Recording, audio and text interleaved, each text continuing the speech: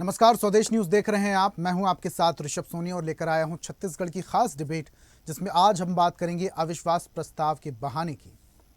छत्तीसगढ़ विधानसभा में कांग्रेस के अविश्वास प्रस्ताव ने सियासी पारा चढ़ा दिया है। अब कांग्रेस ने बीजेपी सरकार के खिलाफ अविश्वास प्रस्ताव पेश कर सत्ता पक्ष को सीधे कटघरे में खड़ा कर दिया है। नेता प्रतिपक्ष डॉक्टर चरणदास महंत ने 136 बिंदुओं वाला अविश्वास प्रस्ताव रखते हुए आरोप लगाया कि सरकार ने किसानों, महिलाओं, युवाओं और आम जनता से किए गए वादों को पूरा नहीं किया। महंत ने कहा, यह केवल विपक्ष का अविश्वास प्रस्ताव नहीं, बल्कि प्रदेश की 3 करोड़ जनता के टूटे हुए भरोसे का दस्तावेज है। वहीं बीजेपी ने कांग्रेस के आरोपों को सिरे से खारिज करते हुए इसे राजनीतिक नौटंकी बताया। मंत्री ओपी चौधरी ने पलटवार करते हुए कहा, विपक्ष ने भले ही फील्डिंग सजा ली हो, लेकिन सदन में चौके छक्के भाजपा लगाएगी। बीजेपी का दावा है कि अविश्वास प्रस्ताव की बहस में सरकार अपने 2.5 साल के कामकाज का रिपोर्ट कार्ड पेश करेगी, जबकि कांग्रेस के 5 साल के कार्यकाल की हकीकत भी जनता के सामने रखी जाएगी।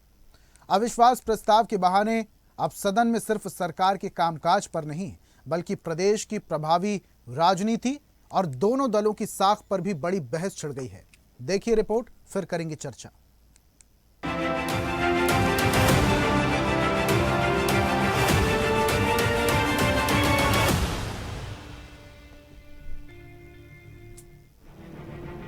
छत्तीसगढ़ विधानसभा का मानसून सत्र और सदन में अविश्वास प्रस्ताव को लेकर सत्ता और विपक्ष आमने सामने है। कांग्रेस की ओर से नेता प्रतिपक्ष डॉक्टर चरणदास महंत ने 136 बिंदुओं का अविश्वास प्रस्ताव पेश करते हुए कहा, सरकार के 136वें सप्ताह तक पहुंचने के साथ ही हर सप्ताह की एक नाकामी और एक धोखे का हिसाब जनता मांग रही है।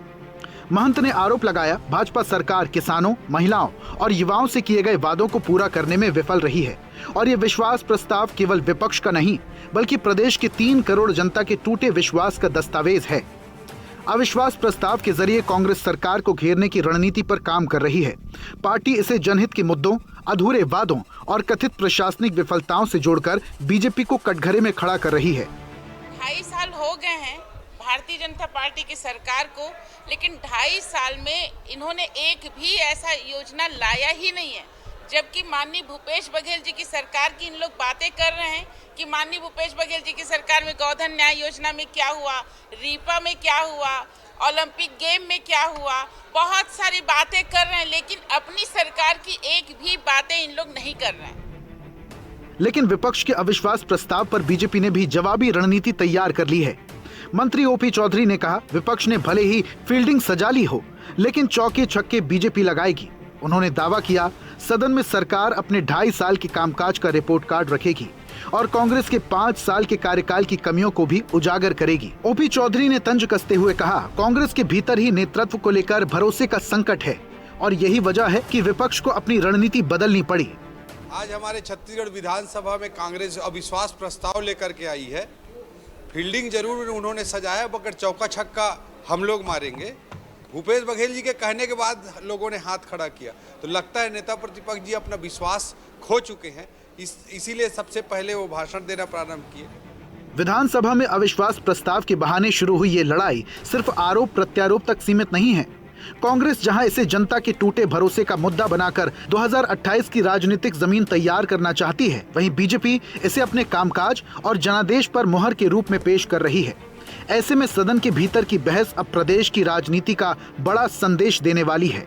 फिलहाल अविश्वास प्रस्ताव पर सदन में तीखी बहस जारी है, लेकिन असली फैसला विधानसभा के मत विभाजन से पहले जनता की अदालत में राजनीतिक धारणा तय करेगी। सत्ता और विपक्ष दोनों इसे अपने अपने नैरेटिव की लड़ाई बना चुके हैं। ब्यूरो रिपोर्ट, स्वदेश न्यूज, रायपुर।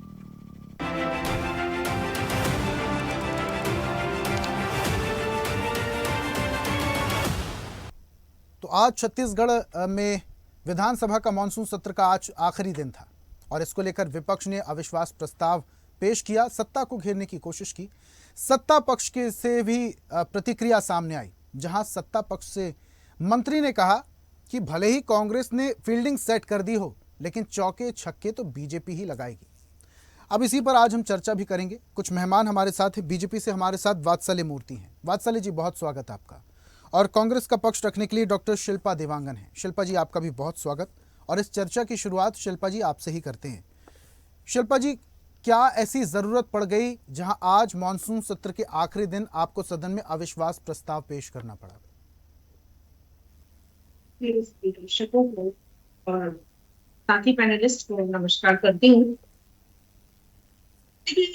प्रदेश में राज्य सरकार की गलत नीतियों के कारण, तानाशाही रवैये के कारण और जन कल्याणकारी योजनाओं को जो भूपेश सरकार ने सफलतापूर्वक धरातल पर बेनिफिशियरी योजनाएं थी, वो योजनाएं द्वेषपूर्ण बंद करने के कारण, प्रचलित योजनाएं जो ये बड़े बड़े दावे और वादे करके आए थे, उसके क्रियान्वयन में बिल्कुल उदासीनता और असफल धरातल पर जो नजर आ रहे हैं, उस उदासीनता के कारण, प्रदेश में बिगड़ी कानून व्यवस्था के कारण, व्याप्त भ्रष्टाचार के कारण, भर्तियों में अनियमितता, किसान विरोधी नीति, बेरोजगारी, बढ़ती महंगाई से हर वर्ग जो परेशान है, किसान हो, गरीब, युवा, मजदूर, बेरोजगार, शिक्षित बेरोजगार है, कर्मचारी, अधिकारी, गृहिणियां, छात्र,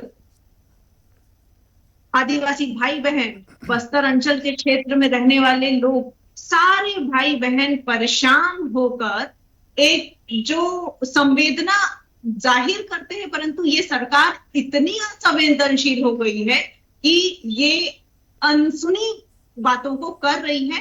आज 136 हफ्ते सरकार को हो गए शासन करते हुए, परंतु 136 हफ्ते में हर हफ्ते सरकार एक न एक बिंदुओं पर असफल है, विफल है, उत्तर देने में भी असफल है। जब भी जनता के प्रश्न विपक्ष पूछ रहे हैं सदन में, आपने देखा किस प्रकार से कार्रवाई में जनता की आवाज को बुलंद किया हमारे नेताओं ने, परंतु सत्ता पक्ष की तरफ से एक भी संतुष्टिजनक, संतोषजनक उत्तर नहीं आया।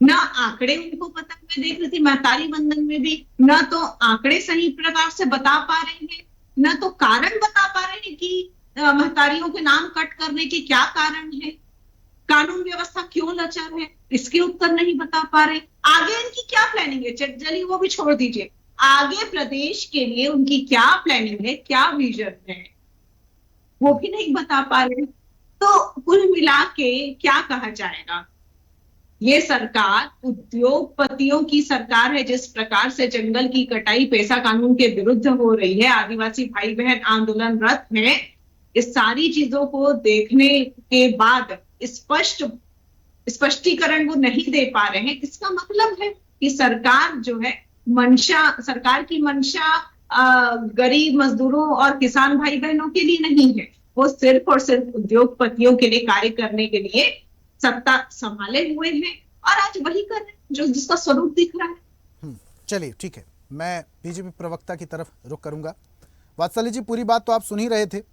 वैसे तो ये मॉनसून सत्र जो था वो काफी सीमित दिनों के लिए था, लेकिन जितने भी दिन यहाँ चर्चा हुई, लगातार हंगामे की स्थिति देखने को मिली, चाहे वो केंद्र सरकार को धन्यवाद ज्ञापित करने को लेकर हो, चाहे नकदी विस्थापन को लेकर हो। आज विपक्ष ने अविश्वास प्रस्ताव जब पेश किया तो आपके मंत्री कहते हैं कि भले ही कांग्रेस ने फील्डिंग सेट कर दी हो, लेकिन चौके छक्के तो आप लोग ही लगाएंगे। अब शिल्पा जी कह रहे हैं कि तमाम सारे मुद्दे उठाए गए, किसी के आंकड़े आप लोग प्रस्तुत नहीं कर पाए, सही से जवाब नहीं दे पाए, जबकि विपक्ष तो सिर्फ जनता की आवाज ही आप तक पहुंचा रहा है। देखिए ऋषभ जी, आपने कहा कि मंत्री जी ने कहा कि भले ही ये अविश्वास प्रस्ताव कांग्रेस ने लाया हो, फील्डिंग कांग्रेस की थी, मगर चौके छक्के हम लगाएंगे। मैं आपको एक उदाहरण देता हूं। देखिए, छत्तीसगढ़ का ये कोई पहला अविश्वास प्रस्ताव नहीं है ऋषभ जी, ये 10वां अविश्वास प्रस्ताव है और 10 में से 2 अविश्वास प्रस्ताव जोगी जी और बघेल जी के खिलाफ भारतीय जनता पार्टी ने लाया था और उसके अगले साल हुए चुनाव में क्या हुआ ये हम सब जानते हैं। और 8 अविश्वास प्रस्ताव कांग्रेस ने लाया है। 8 में से 6 अविश्वास प्रस्ताव का नतीजा क्या निकला? सरकार किसकी आई? चुनाव के बाद वापस भारतीय जनता पार्टी की आई। तो ये चौके और छक्के की बात है। कहीं ना कहीं ये जब अविश्वास प्रस्ताव लाते हैं ना, तो फायदा हमारा ही होता है। कारण मैं आपको बता रहा हूं, कारण जो मुद्दे ये उठाते हैं उन पर खुलकर तथ्यात्मक जवाब देने का हमें बहुत अच्छा समय मिल जाता है, जो जनता भी देखती है। पहली बात। दूसरी बात, देखिए यहां पर आप एक बात समझिए, अविश्वास प्रस्ताव केवल नंबर गेम नहीं होता। कांग्रेस के 35 विधायक हैं, वो भी ये जानते हैं कि अविश्वास प्रस्ताव गिरना तय है। मगर अविश्वास प्रस्ताव जनता के सामने जो सत्ता में पार्टी है उसका, अगर वो सत्ता में पार्टी जो है सही से काम नहीं कर रही है तो कुछ तथ्यों के साथ विपक्ष आता है और उन्हें एक्सपोज करता है, और सुबह से कोई भी व्यक्ति, ऋषभ जी, अगर सदन की कार्यवाही को गौर से देख रहा है तो वो ये बात आपको सुनिश्चित करेगा, बताएगा कि विपक्ष के हर एक सवाल का जवाब सत्ताधार पार्टी बहुत अच्छे से तथ्यात्मक रूप से दे रही है। मगर विपक्ष क्या कर रहा है? विपक्ष वॉकआउट कर रहा है। शिल्पा जी 2 मिनट, आप कुछ बोलना चाह रही है? आप अपनी बारी में बोलेगा, मैं बिल्कुल शांत रहूंगा। विपक्ष क्या कर रहा है? वो कुछ नहीं बोल नहीं, वो बोलने वाली थी, आपने देखा नहीं जी। विपक्ष, ठीक है, विपक्ष क्या कर रहा है? विपक्ष कर रहा है वॉकआउट। अगर विपक्ष के पास तथ्य है, जैसे महतारी वंदन की बात निकली, अगर विपक्ष के पास, ऋषभ जी, तथ्य थे तो ये तो एक सुनहरा मौका था आपके पास मंत्री को घेरने का, मंत्री को एक्सपोज करने का। मगर आपने क्या किया? आपको सदन ने समय दिया एक्सपोज करने का भारतीय जनता, मगर आप भाग गए, आप वॉकआउट। 2.5 सालों से क्या हो रहा है सदन में, ऋषभ जी आप बताइए? ये कांग्रेस का पैटर्न बन चुका है, पूरे देश में कांग्रेस का पैटर्न बन चुका है, पहली बात। दूसरी बात, इन्होंने कहा जंगल कटाई कर दी। ये देखिए, अगर इन 136 मुद्दों को, इनके इन 136 बिंदुओं को अगर आप समराइज करेंगे ना, तो सिर्फ 3 मेजर बिंदु में ये पूरे 136 बिंदु समावेश हो जाते हैं। पहला किसान, दूसरा महिला और तीसरा युवा पीढ़ी। किसानों के लिए 6 से 7 जो योजनाएं विष्णुदेव साय सरकार जी ने चलाई है, उसमें पिछले 2.5 सालों में ऋषभ जी 2 लाख से ज्यादा पैसा डीबीटी के द्वारा ट्रांसफर हो चुका है। डायरेक्ट, ऐसा नहीं है कि मैं हवे में बात कर रहा हूं, ये डिजिटली ट्रांसफर हुआ है, कोई कैश नहीं दिया गया। ये दिवांगन जी भी आरटीआई के माध्यम से पता कर सकती है। अब महिलाओं की बात आते हैं। महिलाओं को मैं बताऊं, महतारी वंदन, चलिए मैं छोड़ देता हूं, महतारी वंदन की मैं बात ही नहीं करता। 500 रुपए तो ये 5 साल नहीं दे पाए, हमने तो पहले महीने से शुरू कर दिया था। आज छत्तीसगढ़ में लगभग 60% जो रजिस्ट्रियां हो रही है, लैंड की रजिस्ट्रियां हो रही है, वो महिलाएं कर रही है, महिलाओं के नाम पर हो रही है। 60% जो पीएम आवास की रजिस्ट्री हो रही है, जो बुकिंग हो रही है, वो महिलाओं के नाम पर हो रही है। मैं रिजर्वेशन की भी चलिए बात नहीं करता, वो भी केंद्र सरकार की योजना थी, मगर महिलाओं के लिए भी ऋषभ जी अगर आप देखेंगे तो विष्णुदेव साय जी की सरकार, प्रधानमंत्री मोदी जी की सरकार ने जो काम किया है महिला सशक्तिकरण का ना, वो ऐतिहासिक है, एक उदाहरण है किसी भी मायने में। युवा की क्या बात करेंगे? खुद भूपेश बघेल के निज सचिव ने पीएससी घोटाला किया, हमने घोषणा पत्र का हिस्सा बनाया कि हमारी सरकार आएगी, पहले महीने से पीएससी घोटाले के जो भी आरोपी हैं उन्हें हम अंदर करेंगे, जो युवाओं के सपनों को जिन्होंने चकनाचूर किया। हर कोई अंदर है ना पीएससी घोटाला।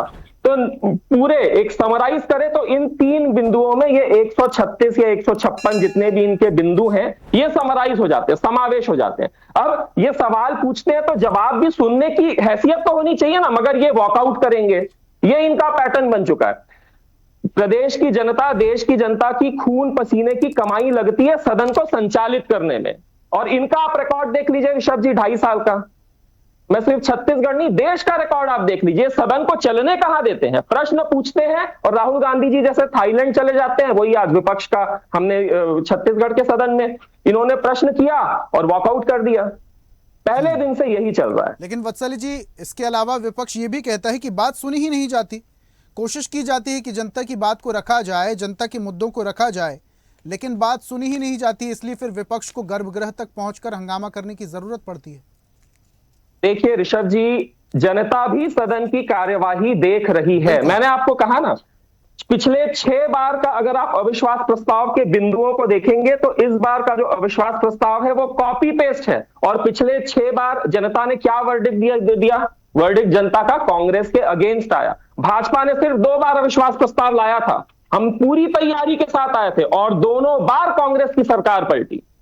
तो अविश्वास प्रस्ताव विपक्ष का एक हक होता है, वो सिर्फ आंकड़ों का खेल नहीं होता, वो विपक्ष का अधिकार है। आप अपने इस मूल्यवान अधिकार को वेस्ट कर रहे हैं वॉकआउट करके, नारे लगाकर। ठीक है, आप हमें घेरिए, अगर हम गलत काम कर रहे हैं आप हमें सदन में घेरिए, हमें एक्सपोज करिए ना, आप हमें एक्सपोज करिए। मगर आप क्या कर रहे हैं? आपको अपने आला के कमान की नजरों में अपना स्कोर कार्ड इंप्रूव करना है, आप वॉकआउट कर रहे हैं जैसे राहुल गांधी जी करते हैं। ठीक है, शिल्पा जी, पूरी बात आप सुन रही थी वात्सल्य जी की। ये अविश्वास प्रस्ताव आप लोग लेकर आए, इसका अर्थ क्या निकला? आपको भी पता है कि आंकड़े किस तरफ हैं। अब ये अविश्वास प्रस्ताव का अर्थ क्या निकला, जरा ये भी बता दीजिए। इसके अलावा वात्सल्य जी एक बात और कह रहे हैं कि जनता की गाढ़ी कमाई इस सदन को संचालित करने में लगती है। पूरा वक्त तो हंगामे में चला जाता है। जिम्मेदारी सिर्फ सत्ता पक्ष की तो नहीं है सदन को चलाने की, उतनी ही जिम्मेदारी विपक्ष की भी है। आप लोग हंगामा करते हैं और उसके बाद जो सत्र होता है वो स्थगित हो जाता है, फिर आप लोगों को गर्भगृह में जाकर हंगामा करने की स्थिति बनती है। कहीं कुल मिला के जो मुख्य बिंदु हैं उस पर चर्चा नहीं हो पाती, नुकसान जनता का। आपने बात की जनता की गाढ़ी कमाई। जनता की गाढ़ी कमाई जब ये अपने शासन काल में इनका एक्सपोज हुआ है, मीडिया में, पोस्टर में, होर्डिंग्स में, तमाम तरीके के प्रचार तंत्र में करोड़ों जब खर्च कर सकते हैं, वो भी तो जनता की गाढ़ी कमाई है। अपनी वाहवाही लूटने के लिए जनता की कमाई को ये पानी में बहा रहे हैं, और जनता के लिए जो कार्य करने थे उसके लिए इनके पास पैसे नहीं होते हैं या किसी न किसी तरीके के बहाने बनाते हैं। आप ये बताइए, किसानों को आज खाद बीज नहीं मिल रहा है, उर्वरक के रेट जो है वो बहुत बढ़े हुए हैं, कीटनाशक उर्वरक के विक्रय में अपूर्णीय क्षति जो पहुंचाने की कोशिश भारतीय जनता पार्टी कर रही है, तरह तरह के बहाने बनाकर, जबकि सरकार का कार्य होता है, सरकार का कार्य होता है कि किसी भी प्रकार की विपत्ति, किसी भी प्रकार की विपदा आ जाए, अपनी जनता को प्रोटेक्ट करना, सेफ साइड में रखना। अपने दायित्वों में फेल हो गए। तमाम रूल्स बता करके नकटी गांव के आबाद घरों पर बुलडोजर चलाए। जीता जागता उदाहरण है असंवेदनशीलता की। उस पर आवाज उठाने से इनके तरफ से किसी भी प्रकार का उत्तर नहीं आता है, संतोषजनक उत्तर नहीं आता है। आज भी जनता आंदोलित है, आक्रोशित है। आप सरकार की तरफ से कहा गया था शिल्पा जी, नकदी विस्थापन को लेकर सरकार की तरफ से कहा गया था कि जो कार्रवाई हुई है वो वैधानिक तरीके से हुई है और सिर्फ 16 परिवार थे जिन्हें मकान नहीं मिला था। बाकी के जो 82-83 परिवार थे उनका ऑलरेडी पक्का मकान था, वो तो कब्जा किए हुए थे। ये पशुता की निशानी है। आप सपोर्ट कर रहे हैं? नहीं, बिल्कुल सपोर्ट नहीं कर रहा। मैं आंकड़ों की बात कर रहा हूँ शिल्पा जी, मेरा कोई काम नहीं है, मैं आंकड़ों की बात करता हूँ, मैं आंकड़ों की बात करता हूँ। निशानी है जो इन्होंने बुलडोजर चलाकर गांव पूरा उजाड़ दिया। क्या कोई दूसरा विकल्प नहीं हो सकता था? कितने आंकड़े हैं शिल्पा जी, मैं छोटी सी बात पूछ रहा हूँ आपसे, मैं सिर्फ छोटी सी बात पूछ रहा हूँ शिल्पा जी, मैं सिर्फ छोटी सी बात पूछ रहा हूँ। आंकड़े हों कुछ आपके पास तो बता दीजिए कि कितने लोगों को वहां पर मकान नहीं मिला। मकान नहीं मिला, आप देखिए मकान मिलने के बावजूद भी लोगों में कितना आक्रोश है। ये तो सोशल मीडिया ही बता देता है, धरातल पर लोग खुद वीडियो बनाकर बता रहे हैं। आंकड़े बता दीजिए शिल्पा जी, आंकड़े बता दीजिए। विस्थापित लोगों को आपने मकान दिए हैं, आंकड़े आपके पास भी है, जितने विस्थापित लोगों को उन्होंने मकान दिए हैं, परंतु क्या संतुष्टि लायक मकान है? क्या जनता संतुष्ट है? वहां के लोग संतुष्ट है? हमारे गांव के लोग संतुष्ट है? शिल्पा जी, आंकड़े 80-90 हो सकते हैं। मुझे जरा एक बात बता दीजिए आप, मुझे एक बात बता दीजिए, जिन लोगों ने अतिक्रमण किया है, जिन लोगों ने सरकारी जमीन पर कब्जा किया है, तो क्या सरकार ये अतिक्रमण हटा के उनको 3 BHK का फ्लैट दे दे?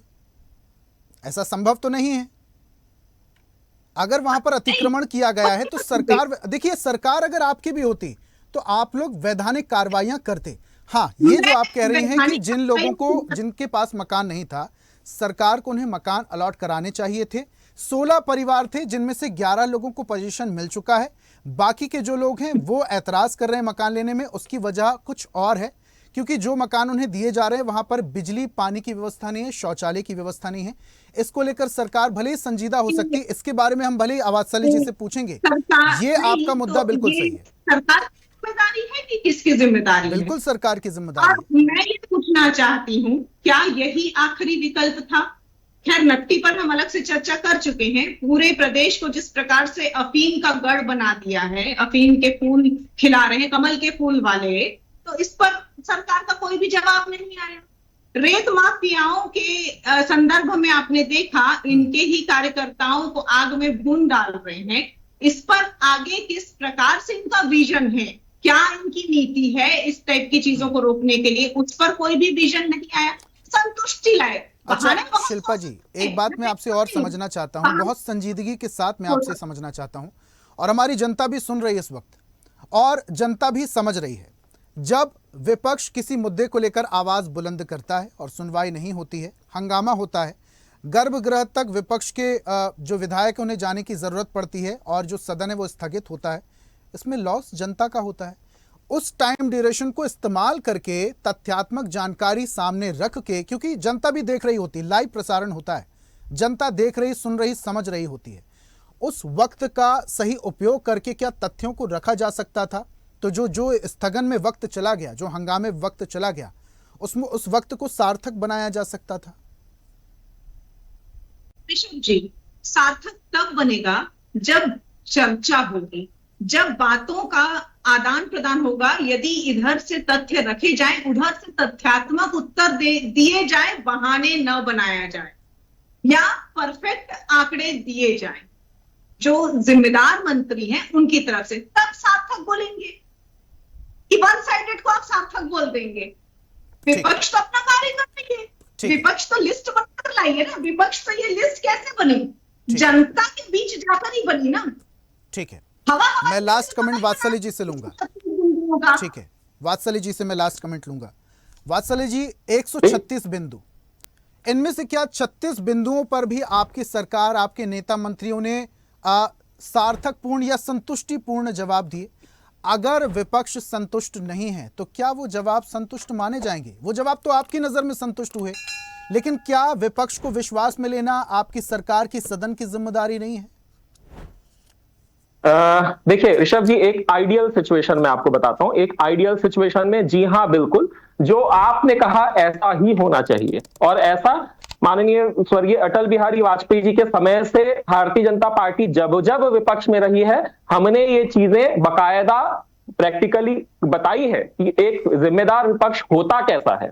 मगर ये आइडियल सिचुएशन क्या आज है? क्या कोई भी व्यक्ति जो आज सुबह से सदन की कार्यवाही देख रहा है, देखिए आपने कहा ना ऋषभ जी, अगर विपक्ष संतुष्ट नहीं है तो उन्हें संतुष्ट करने की जिम्मेदारी हमारी है, बिल्कुल है, हमारी है, सत्ता की है उन्हें संतुष्ट करने की जिम्मेदारी। मगर क्या विपक्ष आंकड़ों के साथ आ रहा है? क्या विपक्ष तथ्यों के साथ आ रहा है? भाई अगर हमारे जवाब से आप संतुष्ट नहीं हैं तो ऋषभ जी, ये विपक्ष के पास एक गोल्डन अपॉर्चुनिटी है सत्ता को घेरने की, मगर विपक्ष वॉकआउट कर रहा है। विपक्ष हमें सुने तो। ये कह रहे हैं कि भाई मैं तो कहूंगा ये आपके पास मौके का फायदा नहीं उठाया, विपक्ष चूक गया, खुद ही गलती कर दे रहा है। देखिए कारण वही है जो पिछले 6 जो इस तरीके के प्रस्ताव लाए हैं, वही कारण है। विपक्ष के पास कोई ठोस है ही नहीं, जमीन में इनके पास कुछ ठोस प्रूफ है ही नहीं सत्ता के खिलाफ। नहीं, पेपर इस तरीके से दिखाने से नहीं होगा शिल्पा जी। शिल्पा जी आप मुझे बोल लेने दीजिए जी। 36 भी इकट्ठे करने बहुत मुश्किल थे, ठोस नहीं होता तो 36 भी इकट्ठे करने बहुत मुश्किल थे। देखिए शिल्पा जी, आप चैट, शिल्पा जी सुन लीजिए ना, शिल्पा जी सुन लीजिए, शिल्पा जी कहां से? देखिए ऋषभ जी, मैं इन 36 बिंदुओं को चैट जीपीटी में डालकर बोलूंगा मुझे 36,000 बिंदुओं में कन्वर्ट कर दो, तो चैट जीपीटी 36,000 कर देगा। तो इस तरीके की बात मत करिए शिल्पा जी। बात जो है, मैंने आपको कहा ना, मैंने आपको शिल्पा जी कहा, ऋषभ जी मैंने कहा, इस तरीके के जो प्रस्ताव होते हैं अविश्वास प्रस्ताव, देखिए शिल्पा जी ऐसे तो जनता सुन ही नहीं पाएगी, ऐसे तो जनता का समय बर्बाद होगा, जनता नहीं सुन पाएगी, ना आप तो सुन पाएगी ना हमें। ऋषभ जी ने चुप कराइए ना। चलिए जानकारी नहीं। ठीक है शिल्पा जी जल्दी से, अब समय नहीं है मेरे पास। शिल्पा जी समय नहीं है मेरे पास। वात्सल्य जी 20 सेकंड में अपनी बात रखिएगा, समय मुझे आगे बढ़ने की इजाजत दे दीजिए जल्दी से। ऋषभ जी अगर 20 सेकंड में ही अपनी बात रखनी है तो मैं ये कहूंगा, आज विपक्ष के पास एक गोल्डन अपॉर्चुनिटी थी, एक सुनहरा अवसर था कि वो जनता को दिखा पाती कि वाकई में एक संवेदनशील जनता से जुड़ा हुआ विपक्ष कैसे काम करता है। मगर आज का दिन भी विपक्ष ने गंवा दिया, सिर्फ और सिर्फ ऊपर अपने आला कमान की नजरों में अपना स्कोर कार्ड इंप्रूव करने के लिए, बगैर किसी तथ्य के पास, बगैर किसी डाटा के पास आज विपक्ष आया है। और जैसा हमारे मंत्री जी ने कहा, चौका छक्का तो निश्चित तौर पर जिसने भी आज सदन की कार्यवाही देखी है या देख रहा है वो ये पहचान जाएगा कि किसने लगाया है। चलिए ठीक है, अब अविश्वास प्रस्ताव तो क्या बहाना था, सिर्फ मुद्दा सरकार पर निशाना था। ये देखने वाली बात है कि इस अविश्वास प्रस्ताव का क्या असर जनता पर होगा। बहुत शुक्रिया वात्सल्य जी हमारे साथ जुड़ने के लिए। शिल्पा जी आपका भी बहुत बहुत धन्यवाद।